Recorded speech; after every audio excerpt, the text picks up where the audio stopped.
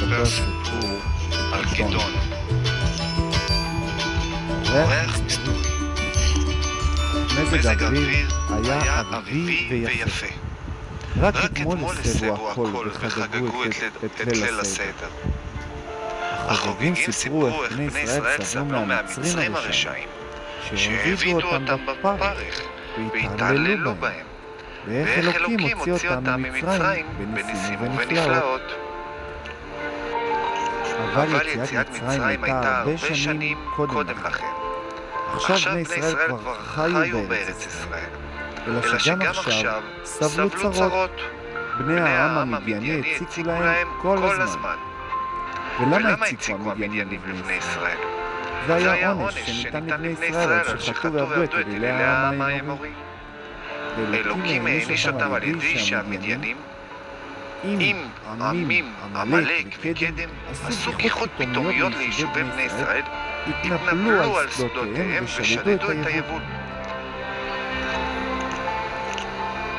בני ישראל נאלצו לאסוף את התבואה מן השדה במהירות ולאחסן אותה במקומות מוסתרים ומוגנים. הפחד מהאויבים ריחף מעליהם כל הזמן, וכמו ענן של דאגה טרד את מנוחתם יומם ולילה. מה יהיה? נאנחו כולם. האם גם הם יזכו להיגאל בידי המדיינים כמו שניצלו אבותיהם מהמצרים?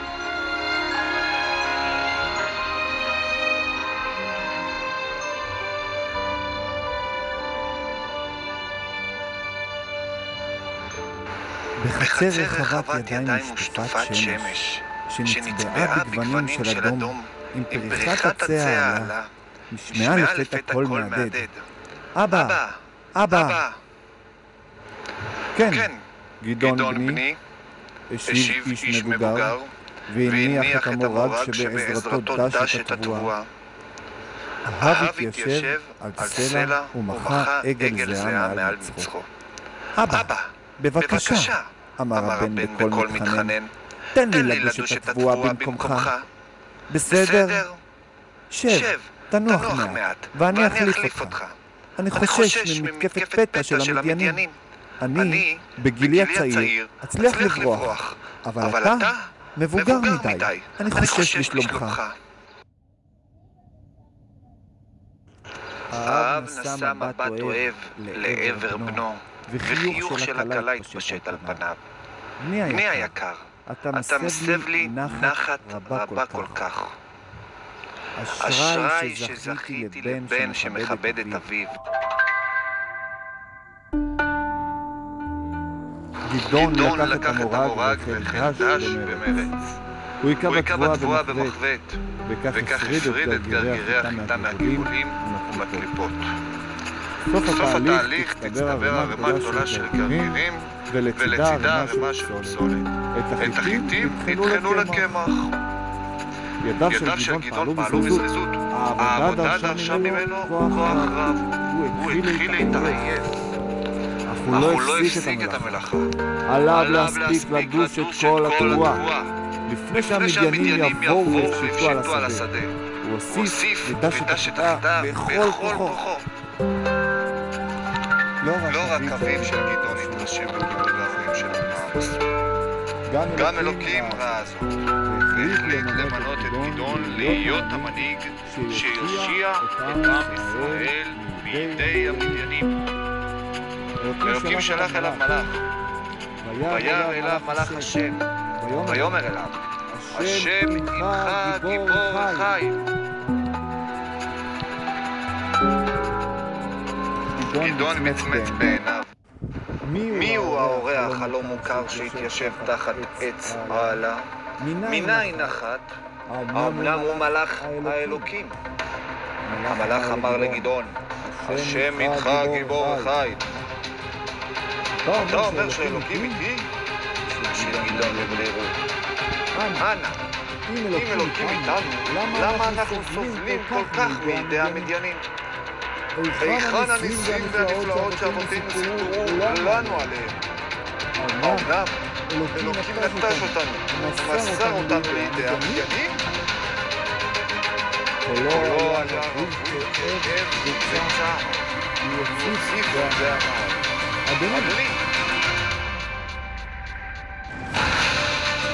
אדוני המלאך, אם אבותינו שיצאו ממצרים היו צדיקים שהושיע אותנו בזכותם, ואם אבותינו היו רשעים נחושים שעשה להם ניסים בחינם, ככה יעשה גם לנו ניסים, אף על פי שלא מגיע לנו. המלאך לא כעס. לא כעס על דבריו של גדעון, מכיוון שהם נאמרו בדאגה כנה לעם ישראל. המלאך שמח מאוד על דברי גדעון. אמר המלאך לגדעון, בזכות זה שדיברת דברים טובים על בני ישראל, אתה תהיה האיש שיושיע אותם. גדעון נדהם. הוא היה ענב. ומרוב שהוא היה ענב, חשש לקבל עליו את התפקיד החשוב. איך הושיע את בני ישראל? והלא, אני בן למשפחה לא חשובה. וכמו כן, אני הצעיר במשפחתי. קשה לי להאמין שמישהו ישמע בקולי וילך אחריי. אני אהיה איתך, מסר לו המלאך את דברי האלוקים. ואתה תכה את כל המדיינים כאילו היו איש אחד בלבד. גדעון שקע בעירים. ופתאום פנה אל המלאך ואמר, בבקשה, תן לי סימן שאתה מלאך. המתן רגע, אביא לך משהו לאכול. גדעון נראה הכין מצות, ועימן הגיש מנה עסיסית של בשר עיזים טעים, עם מרק שבו התבשל הבשר. אמר המלאך לגדעון, קח את הבשר ואת המצות והנח אותם על הסלע, ואת המרק תשפוך. גדעון עשה כפי שהורה לו המלאך. עכשיו לקח המלאך את מקלו, הושיט אותו לעבר הבשר והמצות, ונגע בהם בקצה המקל, ואז התרחש הפלא. אש התלקחה מתוך הסלע ושרפה את המאכלים שהכין גדעון. גדעון המופתע והנבוטה כביט בנס. מימיו לא ראה סלע נדלק באש. כאשר סובב את ראשו לעבר המלאך, נדהם לגלות שהוא איננו. גדעון הביט ימינה ושמאלה, אבל המלאך פשוט נעלם. ויאמר גדעון, אהה, השם אלוקים, כי על כן ראיתי מלאך השם פנים אל פנים. אמר אלוקים לגדעון, אל תפחד מזה שראית מלאך, לא יקרה לך שום דבר. גדעון בנה מזבח במקום שבו התגלה אליו המלאך, כדי להקריב בו קורבן תודה לאלוקים על ההתגלות. הוא קרא למזבח אלוקים שלום. המתח בין המדיינים לבין בני ישראל גבר והלך. המדיינים לא הסתפקו בהתנפלויות פה ושם על השדות של בני ישראל, אלא החליטו לפתוח במלחמה של ממש. אליהם הצטרפו גם בני העם העמלקי, שהיו אויבים ותיקים של העם ישראל. מן הצד השני, קם גדעון והחל להקים צבא מבני ישראל. הוא אסף את בני השבטים, מנשה, אשר, זבולון ונפתלי, וארגן צבא מסודר. שני הצדדים, בין בני ישראל והמדיינים והעמלקים התרכזו באזור עמק יזרעאל ונערכו למלחמה. קודם צאתו לקרב ביקש גדעון מאלוקים שיעשה נס מיוחד. הנס יהיה בעבורו סימן שהשם אלוקים רוצה שיצא להילחם באויבי ישראל, וכי הוא ינצח, זה יהיה בשבילו הבטחה. הוא ינצח במערכה. גדעון החליט לעשות ניסוי. הוא הניח על האדמה טיפת צמר ואמר, אם מחר יראה טל על גזת הצמר, אך האדמה מסביב תישאר יבשה, זה יהיה סימן שאלוקים יושיע את בני ישראל על ידי. ואכן, השכם בבוקר יצא גדעון לראות מה קרה לגזת הצמר. הוא הרים אותה מהאדמה וסחט אותה בחוזקה. מים רבים יצאו מהחתיכת צמר, בכמות של ספל שלם. עכשיו גדעון התכופף וליטף בידו את האדמה לבדוק אם היא נשארה ליבשה. האדמה הייתה לחה קצת, מעט טל ירד על האדמה. למחרת התפלל גדעון לאלוקים ואמר, אנא, בלילה הבא נעשה ניסוי הפוך. האדמה כולה תהיה רטובה, ואילו הצמר יישאר יבש. השכם בבוקר קם גדעון, ניגש אל הצמר וגילה שהוא יבש לחלוטין. לעומת זה, האדמה סביב הייתה רטובה כהוגן. גדעון הבין שאלוקים מאותת לו מלמעלה שהוא איתו, שילך וינצח את אויבי ישראל. עכשיו, אלוקים אמר לגדעון, אני רוצה שהכל ידעו שהניצחון שלך בא ממני, ויודו לי על הניסים שאעשה לך. לכן, עליך להפחית את מספר הלוחמים שלך. מעט חיילים ינצחו את הצבאות הגדולים של מדיין ועמלק. שהכל יבינו שהניצחון הוא נס מאת אלוקים.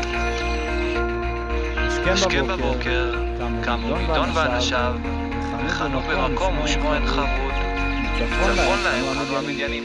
אלוקים אמר לגדעון, אמור לחיילים שלך שכל מי שמפחד מהמלחמה שיחזור לביתו. גדעון פנה אל חייליו ואמר, מי שמפחד מהמלחמה שיחזור הביתה עכשיו. 22,000 חיילים הניחו את כלי הנשק והלכו לבתיהם. צבאו של גדעון מנה עכשיו 10,000 לוחמים בלבד. אלוקים הורה לגדעון שעדיין יש לך חיילים רבים מדי, כאשר תנצח עלולים לומר שהטווח שלהם ניצח את האויב. אני רוצה שילכו לך מאחורי החיילים. אלוקים הורה לגדעון לקיים את מבחן המים. הוא אמר לגדעון לשלוח את חייליו אל מעיין מי חרוד, ולפקוד עליהם לשתות מן המים. לפי צורת השתייה של החיילים, אלוקים יחליט מי ילחם ומי יחזור לביתו. אלוקים אמר, מי שיכרע על ברכיו, ירכין את ראשו אל המים ויגום בלשונו ממי הנחל הזורמים, שלח אותו הביתה.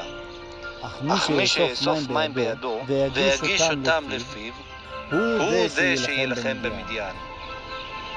10,000 חיילים של גדעון ניגשו אל המעיין לשתות. 300 חיילים שתו מים בידיהם, ואילו כל השאר קראו על ברכיהם. כל מי שקרא, כל אלו שקראו על ברכיהם, שובו לבתיהם. אלוקים אמר אל גדעון, ב300 האיש המלקקים הושיע אתכם ונתתי את מדיין בידך. וכל העם ילכו איש במקומו.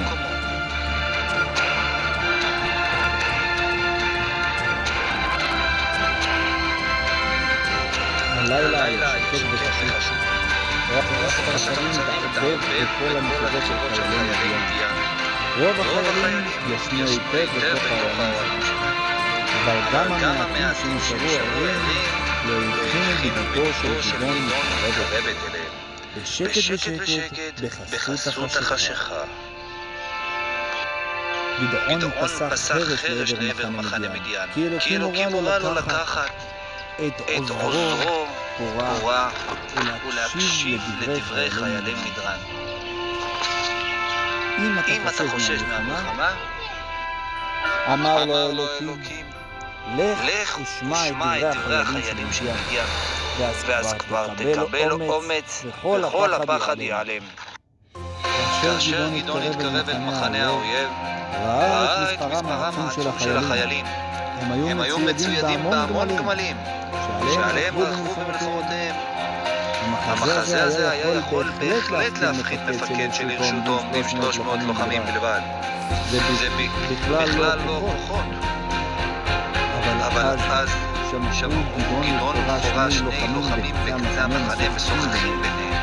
הם הבינו שמדובר בלוחמים מובחרים של האויב, מפני שאת הלחשים ניצבו באמצע המחנה. כדי שאם המחנה יתקף יגנו עליו הלוחמים החזקים והגיבורים.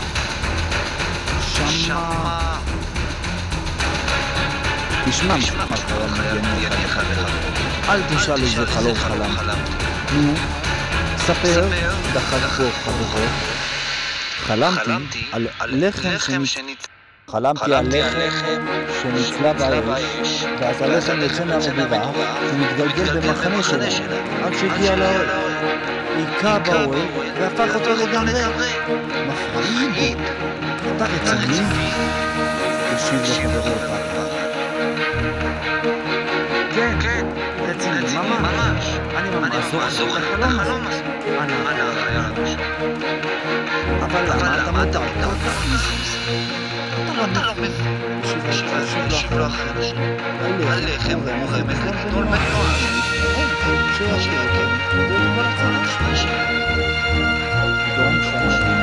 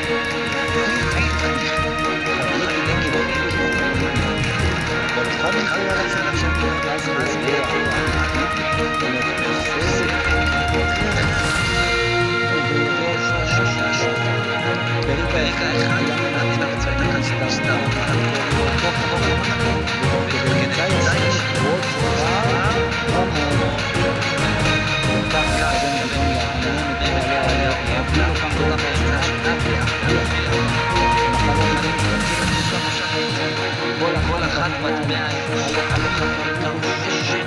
וחסות חשבת עליי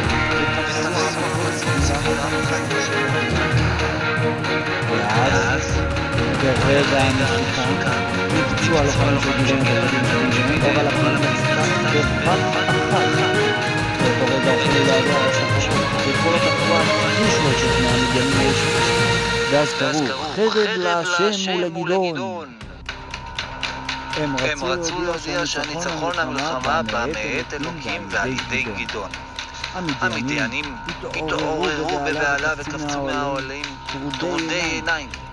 הרעש העצום והאור על הפידים הפיל עליהם אימה וחרדה. הם נתקפו בהלה גדולה, כל אחד מהם תפס את חרבו והחל לנופף בה בפראות בתוך החושך. לא ידעו מי שייך למחנה שלהם ומי למחנה של בני ישראל. בפועל היכו המדיינים והרגו זה את זה. עכשיו זינקו לוחמיו של גדעון אל תוך המחנה והמדיינים החלו להימלט. גדעון ואנשיו תקפו את החיילים הבורחים. השבטים, נפתלי ומנשה, הצטרפו למרדף. וגדעון מיהר להזיק את אפרים שיעזור לו לתפוס את המדיינים. כדי למנוע מהחיילים המדיינים לברוח, שלח גדעון שליחים להר אפרים להודיע לתושבים למהר לנהר הירדן ולסלק משם את המעבורות, וכך לא יוכלו המדיינים לחצות את הנהר. גדעון תפס את מלכי מדיין והעניש אותם. מצב הרוח של עם ישראל היה מרומם. סוף המדיינים הרשעים באו על עונשם. מעכשיו לא יפגעו בהם. הם אבסו והוכו מכה קשה ביותר. האיש האהוב ביותר בישראל היה כמובן גדעון. הכל באו אליו ואמרו לו, גדעון היקר, אנו רוצים למנות אותך להיות המלך שלנו. אבל גדעון הניד בראשו מצד לצד ואמר, לא אמשול אני אבחר, ולא אמשול מי יבחר, השם ימשול בכם. ניצחונם של ישראל על המדיינים גרם להם לפחד כל כך רב מבני ישראל, עד שלא העיזו להציג עוד מבני ישראל במשך 40 שנה.